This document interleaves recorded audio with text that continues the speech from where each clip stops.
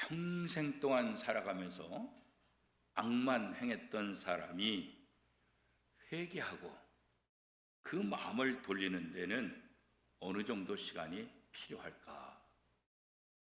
여러분 생각에 어느 정도 걸릴 것 같아요? 평생 악만 행하는 사람이 회개하고, 그죠? 하나님 앞에 돌아오는데 어느 정도 시간이 필요할까요? 사람마다 좀 다르겠지만 성경적인 표현에 보면 그렇게 길지는 않은 것 같아요. 예수님께서 십자가에 못 박히실 때 예수님 양쪽에 오른편 왼쪽에 강도가 매달렸잖아요, 그죠? 그 매달렸던 두 강도 중에 한 사람이 이렇게 말하죠. 누가복음 23장 42절에 보면 예수여 당신의 나라 임하실 때에 나를 기억하소서. 그때 예수님께서 내가 진실로 내게 이르노니 오늘 내가 나와 함께 낙원에 있으리라, 이렇게 예수님께서 대답하죠. 이걸 보면 한 사람이 회개하고 하나님 앞에 돌아오는데 그렇게 오랜 시간이 걸리지 않겠다, 그런 생각이 들어요. 우리가 세상에 살면서 하나님 앞에 죄를 짓지 않는 것, 이게 이제 중요하죠. 그러나 혹시 죄를 지었다 할지라도 회개할 수 있을 때에 회개하는 것, 이거 얼마나 중요한가, 그것을 다시 한번 좀 생각해 보게 되는 거죠. 두 강도가 주님을 만나고 주님의 은총을 받을 수 있는 그런 기회, 그러나 한 강도는 주님의 은총을 입었고 한 강도는 주님의 은총을 거부했던 사람이잖아요, 그죠? 똑같은 시간에 똑같은 기회가 주어졌는데 어떤 사람은 그 은혜를 잊게 되고 어떤 사람은 그 은혜를 거부하는 그 모습이요. 성경에서 말하는 회개, 이 회개라는 단어는 방향을 돌이킨다, 이런 의미예요, 그죠? 방향을 돌이킨다. 앞쪽을 향해서 달려가던 그 방향을 다시 유턴, 돌이킨다, 그런 의미가 되는 거죠. 다시 되돌아오는 거예요. 방향이 잘못됐으면 다시 방향을 바꿔야 되는 것 아니겠어요, 그죠? 잘못된 것을 알고 방향을 바꾸는 것, 그게 바로 회개다. 성경 그렇게 이야기를 해요. 그런데 회개합니다, 나는 회개합니다, 이렇게 말만 하면 다 되느냐? 그렇지는 않아요. 하나님 제가 회개합니다, 이렇게 말만 하는 것이 아니라 하나님 제가 회개합니다 라고 말한 그 회개하는 모습이 무엇으로 나타나야 돼요? 행동으로 나타나요. 행동으로. 그렇잖아요. 자녀들을 키울 때 자녀가 엄마 잘못했어요, 그런데 행동으로 잘못했다는 모습이 나타나지 않고 입으로만 잘못했어요, 이렇게 하면 어떻게 해요? 너 아직 뭔가 멀었구나, 너 아직 정신 차리지 못했구나, 이렇게 해서 또 혼날 때가 있잖아요, 그렇죠? 우리가 하나님 앞에도 마찬가지예요. 그러니까 내가 회개합니다, 하나님 저 회개합니다, 저의 회개를 받아주세요 할 때는 입술의 고백만이 아니라 그 삶을 통해서 회개하는 모습이 보여야 된다. 그래야만 그 회개에 대해서 신뢰할 수가 있다, 그렇게 얘기할 수 있는 거죠. 그래서 이 유대인들은 하나님 앞에 회개할 때 어떤 행동들이 따라와야 된다, 그렇게 생각하고 있는 거예요. 회개할 때 따라오는 행동들, 어떤 행동들일까? 오늘 본문 열왕기상 21장 27절에 나와 있어요. 27절 말씀 우리 같이 한번 읽겠습니다. 아합이 이 모든 말씀을 들을 때에 그의 옷을 찢고 붉은 배로 몸을 동이고 금식하고 붉은 배에 누우며 또 풀이 죽어 다니더라. 그러니까 하나님 회개합니다, 이렇게 마음으로 회개합니다, 여기서 끝나는 것이 아니라 마음으로 회개하는 것이 무엇으로 나타내야 된다고요? 몸으로 나타내야 된다.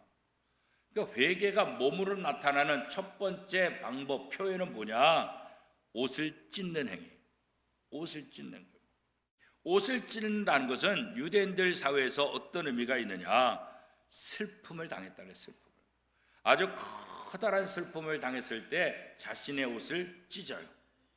예를 들어서 부모님이 돌아가셨을 때 그 슬픔이 너무 크다는 것을 표현하기 위해서 자기의 옷을 찢게 되는 거죠. 그런데 내가 잘못했습니다, 내가 회개합니다 라고 할 때도 옷을 찢는 행위예요. 뭐냐면 하나님 앞에 내 죄가 낱낱이 다 드러나고 하나님 앞에 드러난 내 죄가 얼마나 큰지 이 사실을 알기 때문에 너무 슬픈 거예요. 그래서 내 죄를 압니다. 내 죄가 얼마나 큰지 압니다. 내가 슬픔 속에 있습니다. 그래서 이 회개할 때 행동으로 나타나는 모습 중에 하나는 바로 자신의 옷을 찢는 거다, 그런 거예요. 그래서 제가 이 죄 때문에 너무 슬픕니다. 너무 마음이 아픕니다. 그런 표현을 하는 거죠. 회개를 표현하는 두 번째 행동은 뭐냐면 굵은 배로 몸을 동이는 거예요. 굵은 배로 몸을 감싸는 거죠. 몸을 감싸면, 배로 몸을 감싸면, 밧줄로 몸을 묶으면 어떻게 돼요? 못 움직이잖아요. 자유가 없잖아요. 그죠? 그러니까 굵은 배로 몸을 동이는 이것은 뭐냐면 자신의 형제 상태가 너무너무 불안하고 불편한 상태다. 그렇잖아요. 끈으로 몸을 묶으면 이게 얼마나 불편해, 그죠? 팔도 움직일 수도 없고 걸음걸이도 힘들고, 그죠? 내가 지은 죄로 인해서 내가 지금 너무나 불편합니다. 너무나 불안하고 너무나 힘든 상황에 있습니다. 그런 거죠. 고운 옷을 입는다는 것은 평안한 삶을 의미하는 거예요. 그러나 베옷을 입는다는 것은 장례식 때 아니면 자신이 지은 죄가 크다는 것을 깨달았을 때 그때 저 베옷을 입는다, 그런 거예요. 그러니까 베옷을 입는다는 것은 현재 내 죄로 인해서 내 마음의 상태가 불편하고 불안합니다. 이것을 행동으로 고백하고 있는 거죠. 회개를 표현하는 세 번째 방법은, 표시는 뭐냐? 금식하는 거예요. 금식. 이 금식, 밥을 먹지 않으면 육체가 고통을 당할 수밖에 없잖아요. 그죠? 그래서 이스라엘 백성들 사이에서 금식은 커다란 죄를 지었을 때 하는 것으로 인정됐어요. 그래서 금식한다, 이 말은 내가 지은 죄를 하나님 앞에 용서를 구한다, 회개한다, 그런 의미로 받아들여지게 되는 거죠. 금식을 통해서 자신의 생명이 온전히 하나님께 달려있다. 내가 음식을 먹어야 건강하고 음식을 먹어야 활동을 하는데 음식 먹는 것을 중단했다는 것은 뭐냐? 이제는 하나님께 내 생명을 바칩니다. 하나님이 저를 죽이시든지 살리시든지 그런 거죠. 하나님께. 그러니까 오늘날도 마찬가지예요. 우리가 금식 기도하는 것은 다른 것 아니에요. 내 모든 것 내려놓고 내 생명을 걸고 오직 하나님만 의지합니다. 이게 금식 기도의 가장 중요한 거라고요. 근데 우리는 자꾸 하나님, 내가 이렇게 금식했으니까 내 공로를 알아봐 주셔서 내가 밥도 안 먹고 이렇게 기도하는데 하나님 내 기도 들어주. 금식을 자꾸 자기 공로로 자꾸 생각하니까 오늘날의 문제가 심각해지는 거예요. 근본이 잘못된 거예요. 금식한다는 것은 내 모든 것을 포기하고 하나님만 바라보겠습니다. 그래서 유대인들 사회에서 금식하며 기도한다 할 때는 자신의 죄를 위해서 하나님 앞에 회개하는 것으로 이렇게 알려지고 있는 거죠. 그런데 오늘 본문에 보면 그 악했던 아하방, 이 아하방이 엘리야를 통해서 하나님의 경고를 들었을 때 이렇게 회개합니다 말만 하는 것이 아니라 회개에 합당한 행동, 특별히 이스라엘 백성들에게 이 합당한 행동으로 알려진 세 가지, 이 세 가지, 옷을 찢고 굵은 배로 몸을 동이고 금식하는 이 세 가지를 아하방이 다 하고 있다는 거예요. 그죠? 이게 참 놀라운 거겠죠. 아마 하나님은 엘리야를 통해서 이 아합이 입으로만 하는 회개가 아니구나, 저렇게 행동하는 거 보니까 저 회개하는 아합이 진심으로 회개를 하는구나, 이렇게 생각한 거예요. 왜 그럴까요? 하나님께서 그 아합의 회개를 보시고 그에게 내릴 재앙을 일부 거두셨다는 거예요. 그거 보면 하나님께서 이 아합이 진심으로 회개하고 있구나, 이렇게 받아들였다는 거죠. 자, 이거 보면 우리가 무슨 생각을 하게 되냐면 아합이 사실 선을 행하는 사람이 아니잖아요. 악한 왕의 반열에 있는 사람이잖아요. 그렇죠? 그럼에도 불구하고 하나님의 징계를 받아들이고, 그렇잖아요. 회개할 수 있다고 한다면 하나님은 그 어떤 사람도 용서해 주신다, 이 사실을 깨닫게 되는 거예요. 이게 우리에게 복음이 되는 거예요. 착한 사람들만 하나님이 축복해 주시고 착한 사람들의 회개를 들어주신 것이 아니라 저렇게 악한 자라 할지라도 하나님이 자신의 죄를 지적할 때 그 죄를 받아들이고 하나님 앞에 겸손한 모습으로 자기 자신을 회개하는, 내놓고 회개하는 그런 모습을 갖춘다고 한다면 그가 악한 왕이라 할지라도 하나님은 그를 용서해 주신다는 이 하나님의 사랑을 우리가 다시 한번 기억하는 거죠. 어떻게 보면 하나님, 저런 악한 왕을 용서해 주시면 어떡합니까? 저런 악한 왕을 용서해 주시면 세상이 어떻습니까? 우리가 그렇게 하나님 앞에 따질 수도 있어요. 그런데 거꾸로 한번 생각해 보세요. 그 사람이 나라고 한다면, 그 용서받은 사람이 나라고 한다면, 그렇게 악한 사람을 용서하지 않는다고 한다면 하나님은 나를 용서하시겠어요? 그죠? 아합보다 내가 낫겠어요? 그렇잖아요. 그러니까 아합과 같은 악한 사람도 회개하고 하나님의 사랑받는 모습을 보면 나도 사랑받을 수 있겠다. 나도 하나님 앞에 회개하면 하나님이 내게 은혜를 베풀어 주시겠다. 이런 생각을 갖게 되는 거죠. 그래서 이것은 우리에게 복음이 되는 거예요. 저 악한 놈 심판받아야 되는데, 저 죽어야 되는데, 이게 아니라 저런 인간도 용서해 주시는 하나님, 나 같은 죄인도 용서해 주시겠구나. 이런 소망이 우리 속에 있게 되는 거죠. 우리가 하나님의 말씀을 듣지 않는다 하더라도 우리에게 주어지는 회개할 수 있는 기회, 그런 기회가 온다고 한다면 그 기회를 놓치지 말아야 되는 거예요. 예수님 십자가 양쪽에 매달린 두 강도, 똑같은 기회를 얻었지만 누구는 구원받고 누구는 저주받고, 그렇잖아요. 똑같은 기회가 주어졌는데 그 기회를 내가 잘 활용하게 되면 내가 은혜가 되는 거예요. 오늘 우리의 모든 삶 속에서도 마찬가지예요. 하나님께서 우리에게 회개할 수 있는 기회를 주세요. 하나님을 잘 섬길 수 있는 기회를 주세요. 예배를 잘 드릴 수 있는 기회를 주세요. 그런데 그 기회를 놓치면 나중에 소용이 없어요. 중국에 아주 유명한 명의가 있어요. 의사 명의. 이 사람의 이름은 편작이에요. 편작. 이 중국의 유명한 명의 편작이 어느 날 채나라를 방문하게 돼요. 채나라. 이 채나라에 방문했을 때 그 채나라 왕후가 중국의 명의가 왔다고 하니까 얼마나 후한 대접을 해줬는지 너무너무 황송한 대접을 받은 거예요. 명의 편작이 어떻게 하면 이 은혜를 갚을까? 그래서 제가 왕후의 진맥을 한번 봐드릴까요? 그래서 이 유명한 명의가 이 왕후의 진맥을 봤어요. 그런데 진맥을 봤는데 심상치 않은 거예요. 그래서 왕후에게, 왕후요, 제가 이렇게 진맥해 보기로는 치료를 좀 받으셔야 되겠습니다. 이렇게 이제 권면을 했어요. 그랬더니 왕후는 이 편작의 말을 무시한 거예요.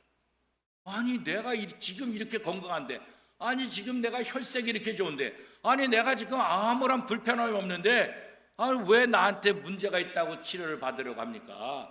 혹시 내가 건강한데도 내가 문제가 있다 그래가지고 나를 고쳤다 그래서 더 유명해지려고 그렇게 하는 거 아닙니까? 이렇게 핀잔을 줬어요. 일주일 후에 이 편작이 다시 왔어요. 다시 한번 진목해 보겠습니다. 치료를 받으셔야 되겠습니다. 근데 또 거부했어요.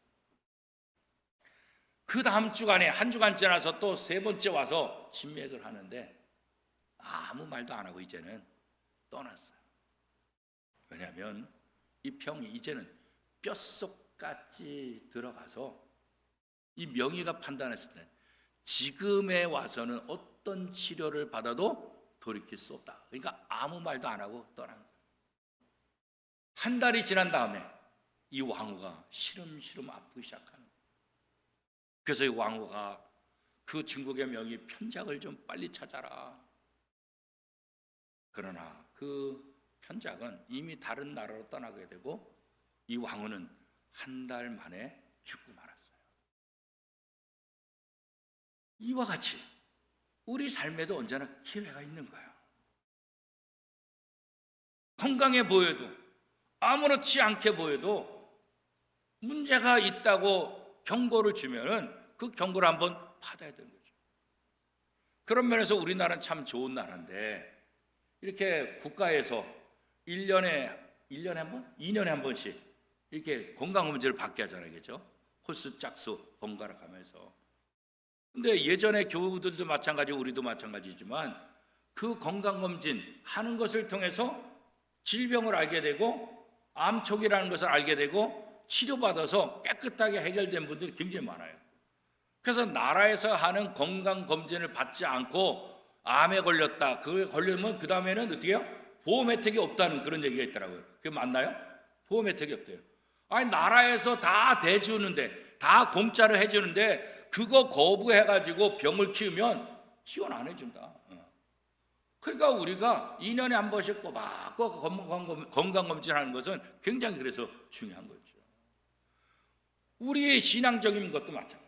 우리가 하나님 앞에 회개할 수 있을 때, 우리가 하나님 앞에 예배할 수 있을 때, 우리가 하나님 앞에 헌신할 수 있을 때 그때 해야 되는데 그 시기를 놓치면 그 다음에 소용이 없어요.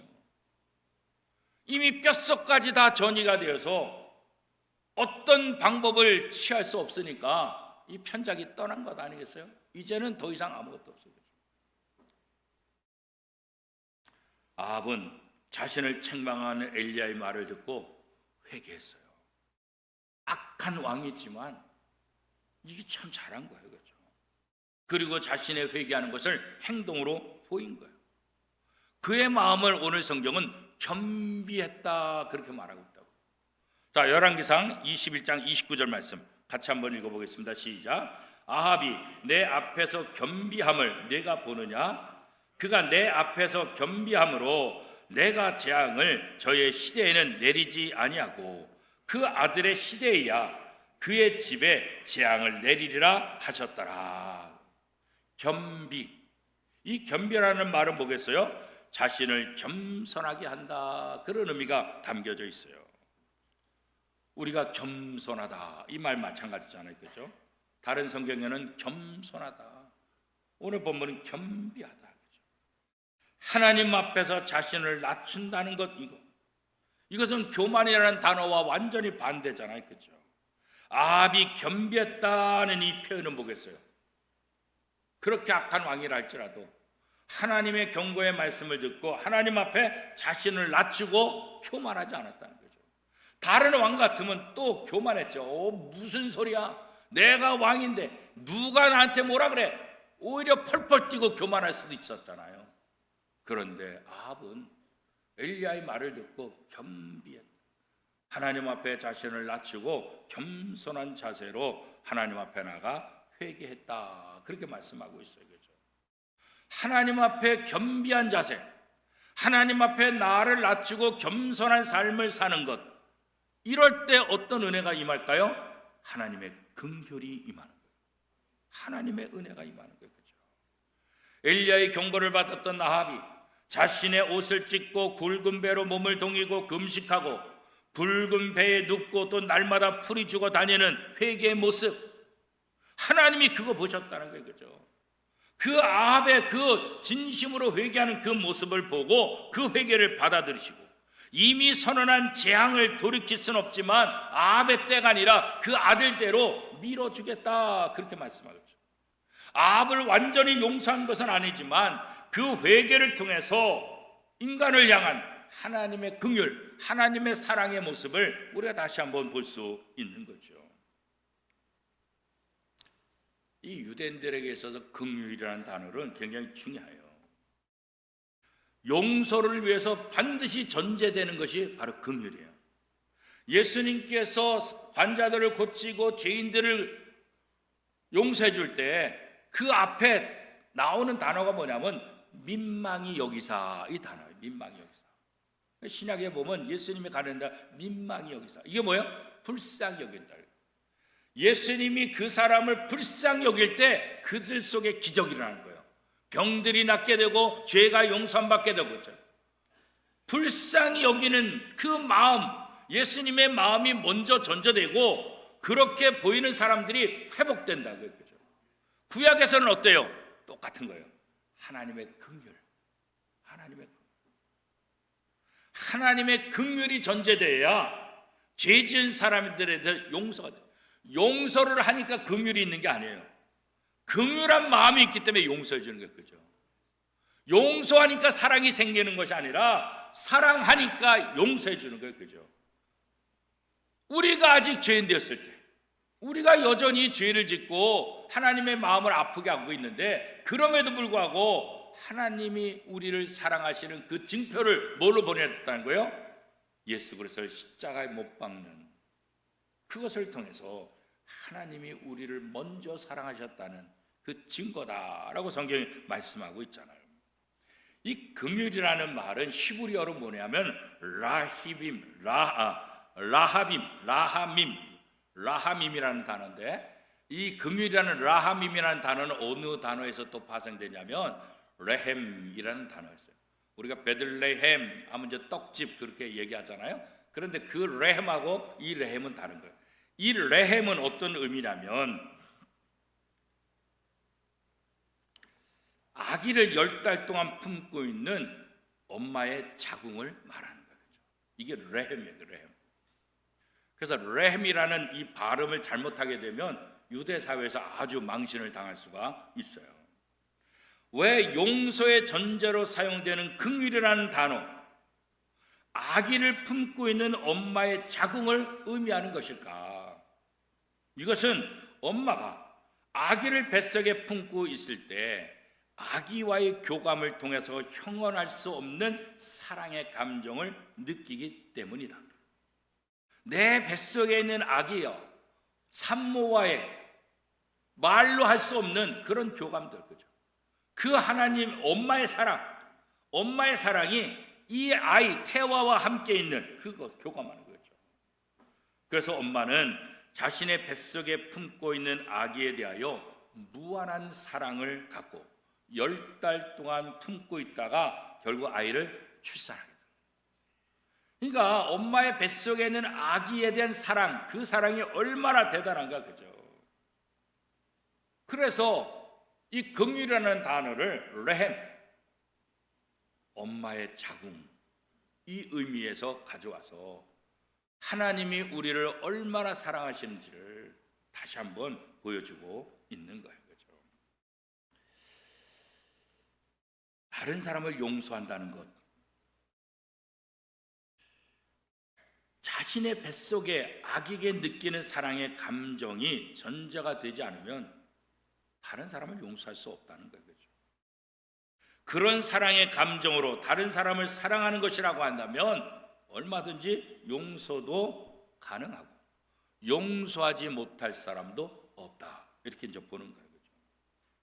하나님께서 이 세상에 있는 사람들 가운데 하나님을 향해 죄를 회개하고 용서를 구하는 모든 사람들에게 바로 이런 엄마가 자기 뱃속에서 10달 동안 그 아기와 교감하고 그 아이를 위해서 자신의 모든 것들을 희생하는 그 엄마의 사랑, 그 사랑으로 하나님 앞에 용서를 구하는 사람들을 대해 주신다. 그렇게 함으로 죄인들을 용서해 주신다. 그렇게 이야기하고 있는 거죠. 하나님이 아합을 용서하시는 것도 바로 그 때문에 그런 거예요. 아합이 아무리 큰 죄를 지었다 해도 그가 자신의 죄를 깨닫고 하나님 앞에 겸비할 때 하나님께서는 한없는 긍휼의 감정으로 그를 다시 바라보시고 용서하시게 된다는 거예요. 그리고 그 죄를 다시 기억하지 않겠다. 우리는 다른 사람을 용서해 줘요. 우리도 그렇잖아요. 아유, 미안해요, 잘못됐어요. 그럼 아유, 그럴 수도 있지, 그거 다 지나간 얘기예요. 나 잊었어요, 다 용서했어요, 괜찮아요. 말은 그렇게 하지만 머릿속에 여전히 남아있잖아요. 저 인간이 지난번에 나한테 그랬지 그렇잖아요. 예? 말로는 용서를 해줬다 그러면서 사실 머릿속에 지워지질 않는다고. 이게 남아. 그래서 늘 예전 같지가 않아. 그렇잖아요. 예전 같지가 않아. 사랑한다고 말은 하는데, 밥은 같이 먹는데, 뭐 행동을 하는데 예전 같지 않아요. 왜요? 예전에 그 아픔이 있기 때문에. 그런데 하나님은 다 기억에서 다 잊어주시겠다. 그죠? 도말한다. 기억조차도 나지 않도록 다 잊는다. 이거 얼마나 감사해요. 우리도 다른 사람의 죄를 기억하면서 그 마음 아파하고 힘들어하는데, 그죠? 하나님은, 우리 같이 머리 나쁜 사람들도 그런 것들은 다 기억하는데, 하나님은 전능하신 분인데, 하나님이 모든 인간의 죄를 그렇게 다 기억하시면 하나님이 얼마나 마음이 아플까? 그러니까 하나님은 다 잊어버렸어요. 우리가 이거 기억해야 돼요. 하나님은 우리의 모든 죄를 다 잊어버려 주신다. 이거 우리한테 너무 감사한 것 아니겠어요? 그죠? 너무 감사합니다. 우리가 이 땅에 살면서 하나님의 백성으로 신실하게 삶을 살아야 돼요. 하나님이 기뻐하지 않는 삶, 이거 피해야 돼요. 그럼에도 불구하고 혹시 우리가 실수하고 또 우리가 죄악에 빠졌다 했을 때, 그때 어떻게 해야 돼요? 하나님의 긍휼과 용서하심이 필요하다는 거, 그거 느껴야 돼요. 아합처럼 말이에요. 우리도 하나님 앞에서 겸비한 자세로 하나님의 긍휼을 구하며 용서를 구하는 삶을 살아야 된다는 거죠. 하나님의 백성으로 이 세상을 살아가는 여러분의 삶 속에 하나님께서 복과 은혜를 부어주시기를 축복합니다. 하나님의 긍휼이 아합에게 임한 것처럼 저와 여러분의 삶 속에서도 그 하나님의 긍휼이 넘쳐 흐르기를 축복합니다. 우리는 매 주일마다 또 매일 아침 새벽기도 나오신 분들은 매일마다 말씀을 받잖아요. 매일마다 말씀을 읽잖아요. 그죠? 그 말씀을 통해서 성령님께서 우리에게 매번 하나님의 약속의 말씀을 증거해 주신다. 그죠? 오늘도 말씀을 증거해 주잖아요. 우리가 어떠한 죄를 졌다 할지라도 하나님 앞에 나와 겸비한 자세로 회개하면 하나님은 다 용서해 주신다. 이거 하나님의 약속의 말씀이잖아요. 그죠? 매주일 설교를 통해서 하나님의 약속의 말씀이 선포되잖아요. 그죠? 매일매일 우리가 성경을 읽고 매일매일 새벽 기도하면 그 시간을 통해서 하나님의 약속의 말씀이 매일매일 우리에게 주어지고 있잖아요. 그죠? 어떤 상황 속에서도 하나님의 약속의 말씀을 우리가 붙잡아야 됩니다. 하나님의 약속의 말씀을 붙잡을 때 그것이 우리에게 은혜가 되고 그것이 우리에게 힘이 되고 그것이 우리에게 능력이 되는 거예요. 하나님의 약속의 말씀을 붙잡지 않고 포기하면 예수님 십자가에 못 박힐 때 두 강도 중 한 강도가 될 수밖에 없다고.